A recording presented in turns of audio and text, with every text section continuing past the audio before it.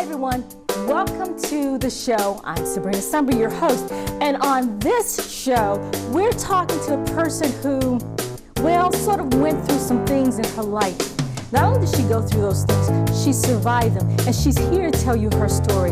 Take a look at this. Phoenix City, Russell County, Lee County, please welcome today's guest, Carla Reddick. Carla, welcome to the show. Hi, Thank Sabrina. you for being here. I'm so glad to be here. We're going to play excited. a little bit of a word game. How about that? Just to loosen you and I up. Okay. You know, the word game, I say the word and you say the first word that comes to mind. First word is joy. Peace. Hope. Faith. Love. Jesus. Peace. I took your word. Yeah. Calmness. Patience. Love. Forgive. Love. God. Almighty. Holy. God. Carla. Persistent. Wonderful. Wow. I'm amazed. Carla, let's start from the beginning. Let's go back to maybe some of your earlier childhood memories. How many members of your family, or how many members does your family consist of? I was raised by my parents, my mother and my father, and I'm the oldest of 4 children within the marriage, and I have 2 sisters and 1 brother. Okay, so was religion a factor in your home? Absolutely, absolutely. I always remember my mother was always reading a Bible, and she was always praying. Now, she and my dad didn't go to church often, but they always sent us to church on the Sunday school bus. And I was so eager to go to church because I could just fellowship with my friends, and because my home life was kind of chaotic. Okay. So that was kind of a release for me, an outlet for me. So I was excited to go to church. Okay. Yeah. How would your friends describe you? Precocious. I was always into something. I can remember company would come to my parents' home, and I was always asking questions. I was always trying to figure something out. Maybe analytical. Maybe they would say that I'm analytical. I always trying to figure something out. Inquisitive, probably. Very much so. I love to learn. Okay. But also there was a shyness about me, a passivity about me because of some sexual abuse that I incurred for a long time. Was that during your childhood? Yes. Really? Up into the early teen years. Could you verbalize it? Could you verbalize what was going on with you? I think the word that I have for that is horrendous. Like I said, I knew about church. Yes. I knew of God. I always knew there was a God, no question about it. I saw my mother praying. I knew the Bible. I knew the 23rd Psalm. We learned all that stuff in Vacation Bible School, the Lord's Prayer, but I didn't feel connected to God. Okay. I felt because of the experience that God didn't love me, that God would not accept me, and I think I internalized it. I thought it was my fault. So I walked in shame, I walked in guilt, and I was oppressed by those spirits. And I knew that was the biggest lie from the enemy from the start. Exactly. My perception of who I was warped, of who my family was warped, of love, of God. So right off the bat, my foundation was built on a lie. Yes. How did you weather your teenage years? How did you get through those? I wrote a lot. I can remember when I was about 3 or 4 years old, my mother and father purchased a table for me with, the little small, for the children, the small sets, and I would just write. They brought me lots of pencils and pens and the notepads. And I can visualize it now. It was just scribble scrabble, but I was just writing. I thought, and I think my love for writing then came forth. Really? So, and early on in elementary school and junior high school, I wrote short stories. I wrote poems. My mother helped me a lot with that, and she would make us look up words in the dictionary. I'm like, why am I doing this? But I'm so glad she did. So I really I was a learner. I look forward to learning things, and she would make us read books in the summer. So I just thank God for her for that. Amazing. I think that's wonderful. So after high school, What were your plans? What was the next step for you? My plans were to go to University of Georgia, because at the time I matriculated there in '89, the fall of '89, and at that time University of Georgia had they had the top journalism school in the top Journalism. 5. Journalism. Okay. And my uncle, he was an avid traveler because he was in the Navy. My Uncle Johnny. And he knew my love for writing, and he knew my love for reading. So he said, you should major in journalism. And at the time, I think I was maybe 9 or 10 years old. I didn't know what the word meant. Right. But later on, I found that was, Right. and I wanted to be a newscaster. I wanted to be a writer and a newscaster. So what happened when your life was probably, maybe you took a turn on the wrong path? Where did you get off on the wrong path? Because when I was at home, I was pretty sheltered. Me as well. But when I went off to college, I was homesick for about 2 weeks. But then after, I became very promiscuous, looking for love, looking for a father, Yes, looking for a father, looking for love, looking for that emotional attention that I didn't receive at home. And then we would drink. Okay. I never drank. Teenagers. My father drank, but I never drank. But I saw that I could not have one drink. I couldn't drink sociably. I drank the whole bottle of wine. Okay. I drank a whole pint. Went through a gallon in maybe 2 or 3 days. Okay. Were you looking to be socially accepted? Yes, absolutely. Absolutely. My story as well. Yeah, even compromising my values, Okay. my principles and my Yes. morals, just to fit in. Who were the friends you were trying to fit in with? Did they share your same values when you were growing up, or were they on a different path as Absolutely well? not. They were on the path. They skipped school. We didn't go to class. We didn't take finals. We clubbed all night and slept all day. I'm Pretty very much. familiar with that. Similar to my own story, so I understand where you're coming from. So from that point of college, how far did you go? How far did you get? And did you have any people to support you? Did they know what you were involved in? Did they know what was going on with you, or did you keep it closed? I kept it closed, but I think my mother knew. Mama always know. There you go. My mother always knows. So, but she would always keep her door open. I got kicked out of college. I was on academic probation because I wasn't going to class. She always kept her door open to me and my children. Wonderful. Children. She always. Okay. Did the children come during the college season of your life?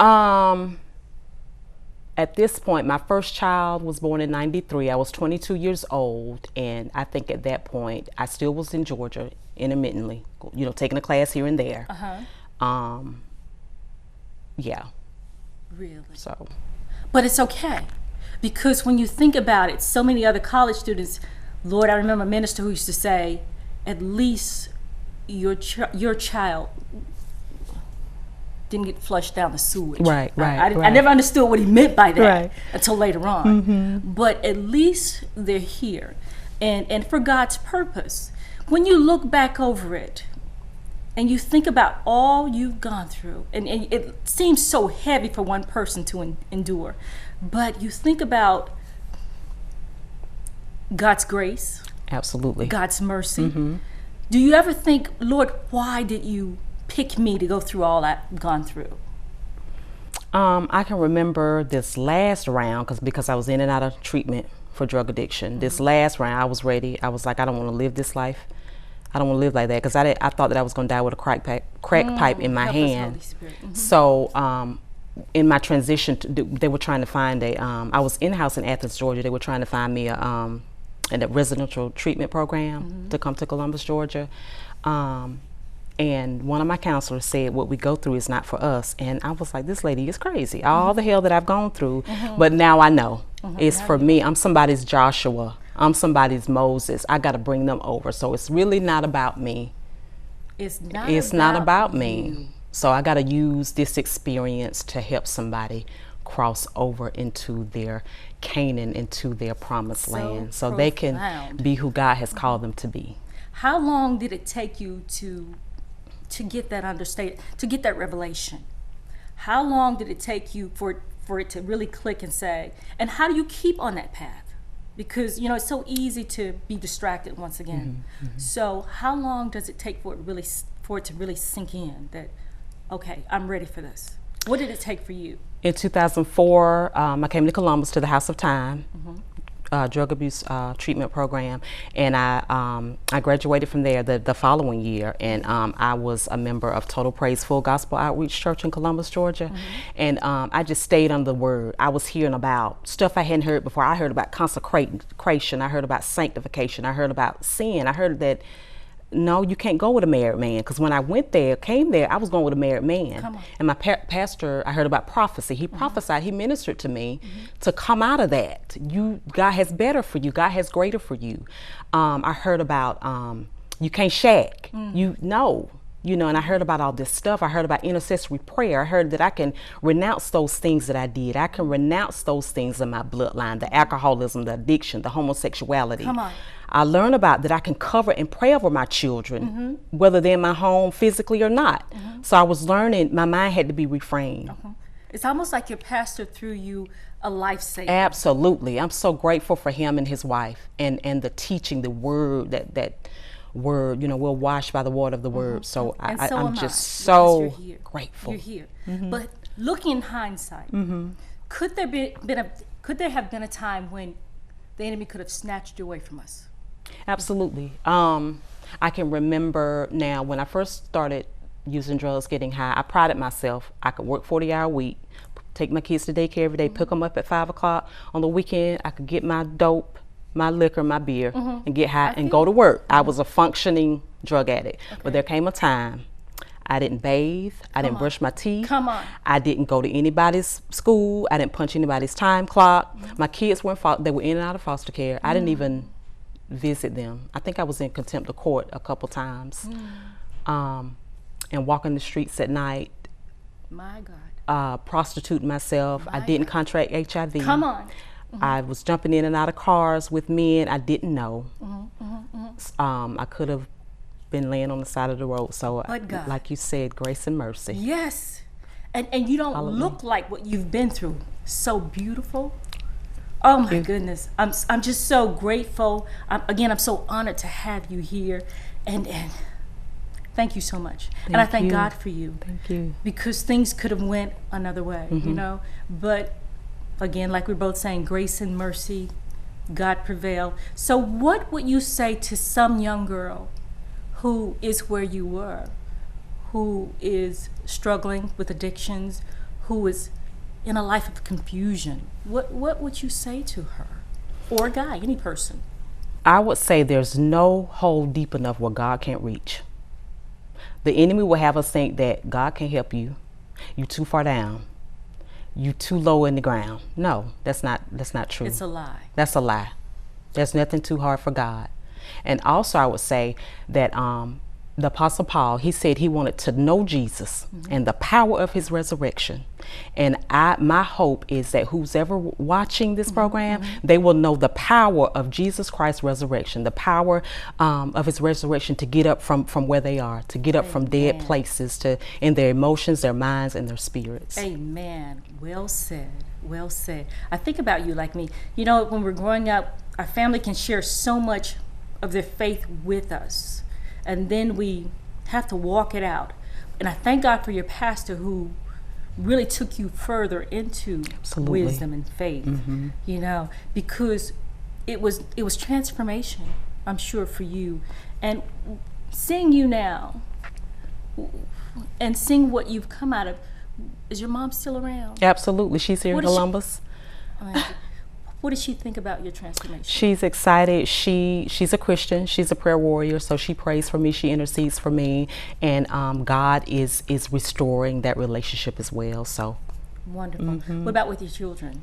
He's restoring that too. The years that the canker and palmer worm have eaten up. Yes. So what's next? It's a process, but it is. It's a process. It is. Yeah. What's next for Carla Reddick? I just pray that I can continue to be obedient to God, just to stay humble, just to know it's not me, it's God. It's God. It's God. I just want to, and I think Jesus said that he didn't come in his name. He came in the Father's name. He came to glorify the Father. So I just want to glorify the Father. Amen. If I have to mop the floors in the bathroom at my church, let me do that. Amen to that. To God be the glory. To God be the glory. Beauty for ashes. Amen. You guys, you've heard it here. I'm so grateful to Carla for being here. And she's a living testimony to whatever you may be going through or have gone through. You can't go too far beyond the reach of God. God heals, He saves, He delivers. You must make yourself available. He is a gentleman. He's a perfect gentleman. He doesn't force himself on anyone. He's waiting for you. So, trust Him. Put down whatever it is that's destroying you. And reach out to people who want to help you, because help is all around you. Your minister, your family. We all want people to succeed. And if they don't, you're in the wrong crowd. Again, I thank Carla for being here. I thank you guys for watching. And as I always say, I pray you have sweet, sweet dreams of big life.